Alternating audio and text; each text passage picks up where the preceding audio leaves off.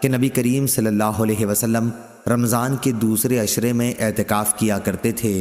ایک سال آپ صلی اللہ علیہ وسلم نے انہی دنوں میں اعتکاف کیا، اور جب 21ویں تاریخ کی رات آئی، یہ وہ رات ہے جس کی صبح کو آپ صلی اللہ علیہ وسلم اعتکاف سے باہر آ جاتے تھے۔ آپ صلی اللہ علیہ وسلم نے فرمایا کہ جس نے میرے ساتھ اعتکاف کیا ہو وہ اب آخری عشرے میں بھی اعتکاف کرے۔ مجھے یہ رات خواب میں دکھائی گئی لیکن پھر بھلا دی گئی۔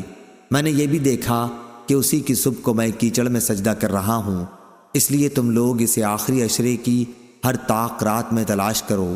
چنانچہ اسی رات بارش ہوئی، مسجد کی چھت چونکہ کھجور کی شاخ سے بنی تھی اس لیے ٹپکنے لگی، اور خود میں نے اپنی آنکھوں سے دیکھا کہ 21ویں کی صبح کو رسول اللہ صلی اللہ علیہ وسلم کی پیشانی مبارک پر کیچڑ لگی ہوئی تھی۔